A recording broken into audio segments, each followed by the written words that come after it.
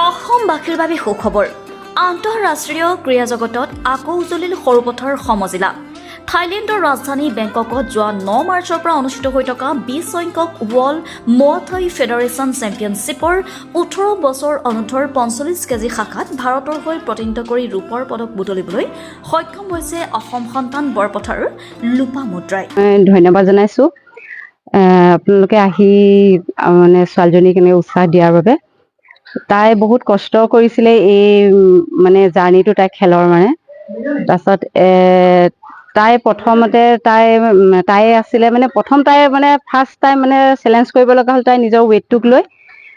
Weight আছিলে তাই 59ৰ পৰা তাই কাটি মানে 45 ৱেইটত তাই খেলিব লগা হৈছিলে।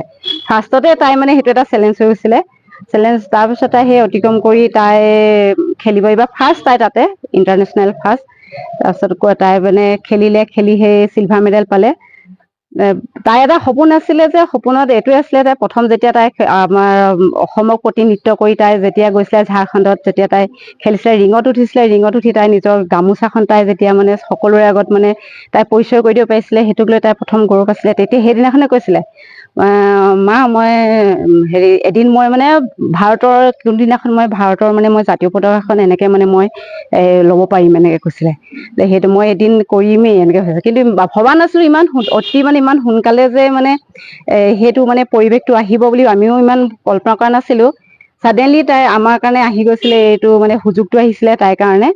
তাই প্ৰথম পৰ্যায়ত তাই প্ৰেক্টিচটো কৰি আছিলে মুৱা ঠাইতো প্ৰথম শিকাইছিলে আমাৰ ইয়াৰে বৰপথাৰৰে সকলোৱে পৰিচিত লাভলীনা আদিগুৰু প্ৰশান্ত দাসৰ তত্বাৱধানতে তাই মানে শিক্ষাটো লৈ আছিলে। তাই মুৱা ঠাই শিকি আছিলে। তাৰপাছতে তাই যেতিয়া মেট্ৰিক পৰীক্ষা দিওঁতে তাই মানে ৰৈ যাব লগা হ'ল। আৰু তাৰপিছত বহুত মানে ৰৈ যাবলগীয়া হৈছিলে। তাৰপৰা তাই সেই সময়তে তাই যেতিয়া মানে তাই জাতীয় মহাবিদ্যালয়ত এডমিশ্যন ল'লেগে জাতীয় মহাবিদ্যালয় ফাৰ্ষ্ট ইয়েৰ মানে higher secondary first year admission লওঁতে তাই তেতিয়া মানে বহুত মানে তাই বেয়া লাগি আছিলে যে মই খেলৰ পৰা আঁতৰি থাকিব লগা হৈছে সদায় সেইটোৱে তাই মানে তাৰ মানে বহুত ডিপ্ৰেশ্যনত গৈছিলেগে। তাৰপিছত সেই সময়তে মানে তাইলৈ এটা সুযোগ আহিলে মানে চিনাকি হ'লেই মানস ছাৰ যোনে যিজনে তাইক এতিয়া লৈ গৈছে থাইলেণ্ডলৈ তেওঁক নিমন্ত্ৰণ কৰিলে আহা তুমি আমাৰ ইয়াতে অলপ প্ৰেক্টিচ কৰিব পাৰিবা এনেকে ক'লে। তাৰপিছত সেই সুযোগটো পাই তাই তালৈ গ'ল। তাত গৈ তাইক দেখি তাই গেম দেখি প্ৰথম দুদিনতে তাইক চাই লৈ তাইক তেওঁলোকৰ মানে কিছুমান হেৰি আছে তেওঁলোকে ফাইট কেম্পত মানে জইন কৰালে। জইন কৰাৰ পিছত তাই ট্ৰেইনিং দিয়াৰ পিছত তাই বেংগলোৰত বোলে হেৰি আছে তাইক ক'লে বোলে এটা মানে তোমাৰ মানে গেম এখন আছে তাত যোৱা তাত যদি তুমি অপৰচুনিটি পাই যোৱা তোমাৰ টেলেণ্টটো যদি তেওঁলোকে চাব যদি ঠিক পায় তেতিয়া তুমি ইণ্টাৰনেশ্যনেললৈ তোমালোকে যাব পাৰিবা। তেতিয়া তাই মানে তাই বেংগলোৰত গৈ তাই তাতো মানে হেৰি হ'ল তাতো চিলভাৰে পাইছিলে তাই। কিন্তু তাই মানে যিজনী তাই ছোৱালীজনী খেল ৱেষ্ট বেংগলৰ আছিলে। তাই অলপ এজো আছিলে আৰু তাই মানে ৱেইটটো অকণমান হেৰি আছিলে। তাৰপিছত কিন্তু তথাপি খেলত ছাৰহঁতে চবেই তাইকে মানে আমাৰ আৰু চিলেকশ্যন কৰিলে। চিলেকশ্যন কৰাৰ পাছত তাই এই বেংককত এতিয়া সেয়া খেলিবলৈ যাবলৈ পালে। তাৰপিছত এতিয়া বৰ্তমান তাই যেনিবা এইকেইদিন বেংককত তাই খেলি চবে মেডেলটো ল'লে আৰু চিলভাৰ। এতিয়া তাই ট্ৰেইনিঙত থাকিব। ট্ৰেইনিঙত আকৌ কেইদিনমান ট্ৰেইনিঙত কৰি তাৰপিছতহে 26 তাৰিখে তাই অসমলৈ ঘূৰি আহিব মানে। আৰু ইয়াকে লৈ সংবাদ মাধ্যমত প্ৰতিক্ৰিয়া প্ৰকাশ কৰিছে লোপামুদ্ৰাৰ পিতৃ-মাতৃয়ে। ধনশী bureau Gokul Dutta reporter live Assam.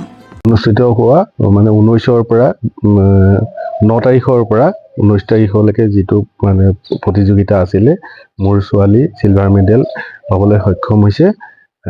তেওঁৰ প্ৰতিনিধিত্ব আছিলে উজবেকিস্তানৰ লগত আৰু এতিয়া তেওঁ বেংককতে আছে। আৰু সেয়াই আৰু ইয়াৰ কাৰণে সকলো মানে ৰাইজলৈ ধন্যবাদ থাকিল। ভাল লাগিছে ছোৱালীজনী ইমান আগুৱাই গৈছে। নিজৰ বৰপথাৰৰ এটা হৈছে নাম হৈছে বৰপথাৰ হৈ অসমৰ এটা নাম কঢ়িয়াই আনিবলৈ ভাৰতবৰ্ষৰ হৈ ভাল লাগিছে। সেইটো আছিলে প্ৰশান্ত দাস। এতিয়া তেওঁ মানে গুৱাহাটী দজাঙত ট্ৰেইনিং লৈ আছে। গুৱাহাটী দজাঙৰ পৰাই গৈছে। এতিয়া তেওঁৰ মানে প্ৰশিক্ষক মানস দৈমাৰী। শিক্ষকজনৰ অশেষ কষ্ট কৰিছে তেওঁ। তেখেতলৈ আমাৰ মা দেউতাক হৈ অশেষ ধন্যবাদ থাকিল। সেয়াই আৰু ৰিপৰ্টাৰ লাইভ অসম।